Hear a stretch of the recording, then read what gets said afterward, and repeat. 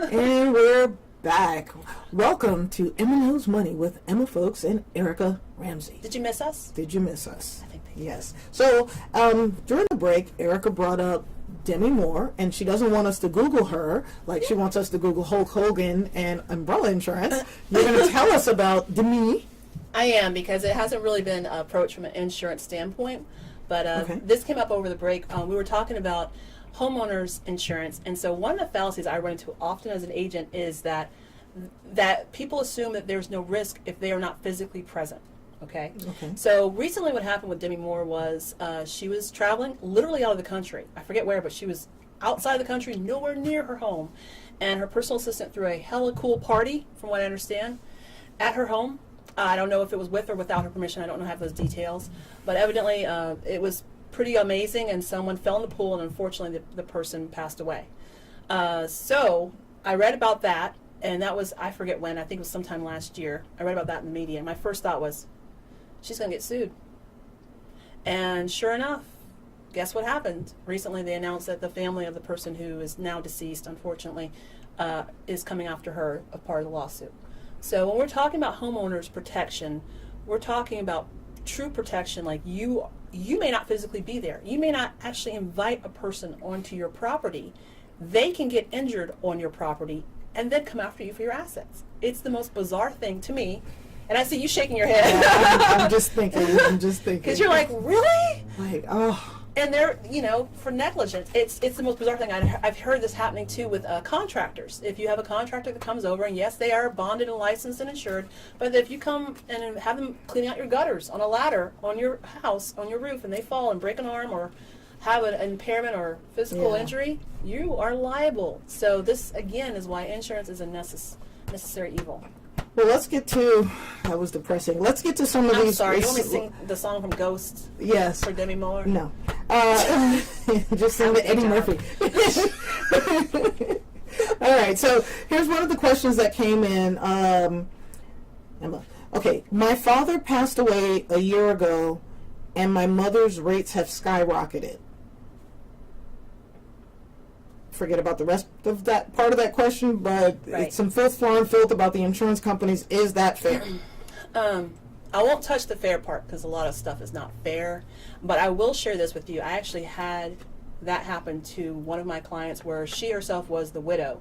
Okay. Her husband was listed as what's called the primary on the policy, and he had been the one who paid the bills for so many years, and she was listed as a driver on the policy, but not as one of the primaries or one of, the actual owner of the policy.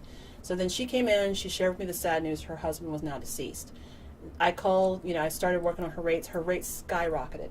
Seriously? Seriously. She was not listed as a primary on the policy. So she didn't have what's called an insurance score, so to speak. Even though she was like a driver. She was a driver. And it would have been the same scenario if it was his kid. It would be the same if the kid had been on the policy, was not the actual policy holder. The insurance company was not giving her the best insurance score because technically she had no history of having that policy in place. She was not paying for that policy. She was not the one carrying the coverages. She was just listed. What should married couples do so that they're both getting a score? Have them both listed as the listed, or they call the primary, the listed insured on the policy. So instead of, if you look at your policy and it says policy holder, and then underneath it says listed drivers. Okay. You should both be policy holder. Okay. It should be Emma Foulkes and what's your wife's name? Patrina Bloodworth. And Patrina Bloodworth. It should be listed as the policy holders. Okay. Okay. And also, your insurance companies, no matter what your domestic situation,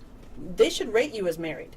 In that scenario. Well, I'm legally married. Legally married. But before, once upon a time, that was not the case. Yes, it was. I even have it. Well, we won't go into it. But long story short, you should be listed as policy holders. Okay. And, as drivers. So here's another question. I drive an old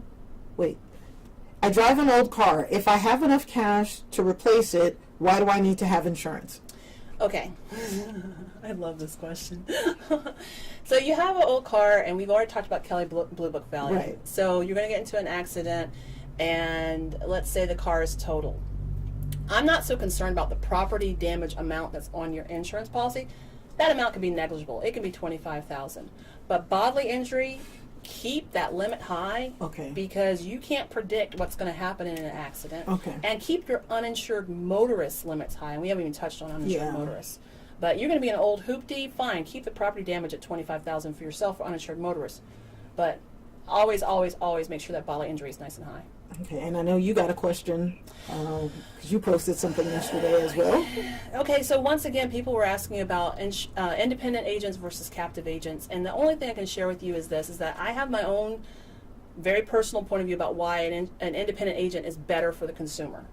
My advice is just absolutely take a look at how often you talk with your agent. If your agent and you are not talking ever, and you just have these insurance bills that come through, and you just pay them, it's really, there's something that's missing here, because that person should be your trusted advisor. Yeah, and I have to put my financial planner hat on at this point because things always change. We had, said, well, what if nothing ever changed? But things always change. Yes. Your family situation changes. Your assets can change. Kids can go to college. New kid. Things are always changing. So your insurance agent is one of the many people that needs to know actually what's going on in your household. Did you get new jewelry? Do you need another policy for that? We can go so many directions. After Christmas or Festivus or whatever you celebrate in your household, Yes. if you're not calling your insurance agent because you got your new piece of art, your new gun, your new jewelry, Yes. There's a couple of things. You may there. have to come back and do a gun segment on insurance. Sure. So if I'd like to thank you for being here with me today. Thank you. This was fun. So if people have additional questions for you, Yes. or they want to get a quote, let's say they do want to kind of shop around and see, who else is out there and look at some of these other insurance companies, how can people reach you? What's your email address? Oh, sure. It's Erica at Rhodes-Group.com, and I think it's right down there. It's right there.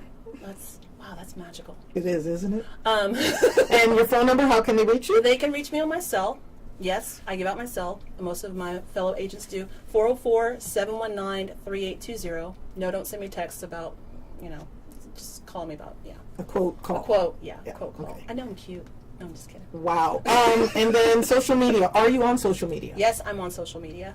I'm on Erica, Your Insurance Agent on Facebook, and I'm also on Twitter, and I'm just going to point because I can't remember off the top of my head my Twitter handle. All right. And are you on LinkedIn? I am on LinkedIn. I'm Erica Ramsey. All right. So that'll be down there as well. Well, Erica, thank you so much. And this was exciting. I know insurance is not,